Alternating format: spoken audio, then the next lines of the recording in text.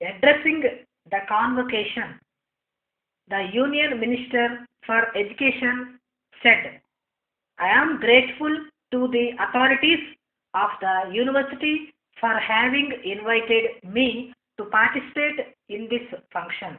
I deem it a privilege and an honor to do so, especially when I think of the distinguished men who in the past have addressed your convocations.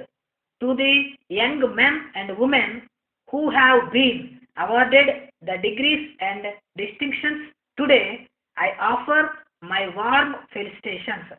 I wish them a happy new year and a prosperous and fruitful life. There is universal agreement on the important role which higher education plays in national development. It is the one major instrument through which a nation continually strives to preserve, disseminate, and extend knowledge to train the high level manpower needed for leadership in all walks of life, to understand the problems of existence in all their complexity and to devise appropriate solution for them and generally to help the people to improve the quality of their life in all its aspects. It is also a major instrument of social transformation, and developing countries like ours have to rely heavily on education to create the new society of our dreams. Faith in the universities or higher education is therefore merely an expression of our faith in the future of our country. What is causing serious anxiety to all of us at the present moment is the fact that for a complexity and a variety of reasons, the universities are not in a position to discharge their duties adequately. Some of the difficulties are internal to the system, but several other difficulties are outside the system. One of the outstanding features of our system of higher education, which began a little more than a century ago, is the tremendous expansion it has achieved. This expansion of higher education has both positive and negative aspects. It has certainly had several beneficial results. In the pre-independence period, it awakened national consciousness and strengthened the struggle for freedom. In the post-independence period, it has given us the political leadership to run the world's largest democracy and scientific and technical leadership to modernize our industry and to create a green revolution in the agriculture. Let me first of all make it clear that even with this expansion, I cannot regard India as an over-educated country. If our national goals are to be realized and the right to education enshrined in the Constitution has to become a reality, we need not less but much more of higher education.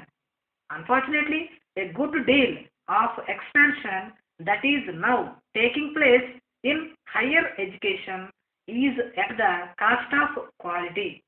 The location of colleges is unplanned and haphazard. Most of the new colleges to be established are small, uneconomic, and non-viable academic units. Even the minimum facilities required are often not provided and the qualifications prescribed for teachers are often diluted. These are the wrong methods of expansion and they do more harm than good. We must now adopt a new policy under which we will try to achieve the maximum expansion possible in a planned manner and consistently with the maintenance of standards.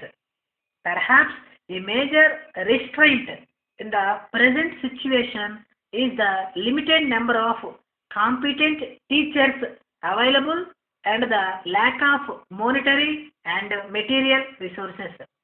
If due heed is paid to this restraint, the standards in higher education are not allowed to fall below the minimum prescribed. There would be no automatic limitation on the number of institutions which will be providing full-time instruction and their enrollments. As the uncontrolled expansion at the university stage takes place mostly through private colleges, it has also been suggested that our policy towards private enterprise should be revived. At present, the initiative for opening new institutions is mostly left to private enterprise. And once it starts new colleges in any haphazard manner, the state is called upon sooner rather than later to assist it with subsidy from the public exchequer. To sum up, I visualize over the few years a program of regulating the expansion of higher education in a planned manner so that the products of the university system can be quickly absorbed in the economy. Dear sirs, in reply to your letter of yesterday regarding the 20 bicycles on order, we can say that special instructions have been given to our people at the works to press on with this order and to give precedence over other work so that we may deliver by the time mentioned. Our people are doing their best and we can therefore promise to complete the whole of the machines by the end of this week, which will leave ample time for shipment by the date you name. You will see from this that we have done our utmost to deliver promptly. As you have left the matter of fittings, etc., to our discretion, we are fitting the machines with our own special tiles and gear cases and with special grip handlebars. As we do not think your friends will require the bicycles for road racings, we have adjusted them to the ordinary gear suitable for pleasure cycling. We are confident that your friends will find that our machines will compare favorably with most and excel many of those now produced by Revival makes, especially in durability and resistance to wear. We have found that some makers seem to consider the appearance alone of the machine to be primary importance, with the result that the machine falls to pieces with the first mishap. We, on the other hand, pride ourselves upon the sound quality of the material which we put into every single part of our machines, producing as we do, therefore, a perfect article both in material and finish.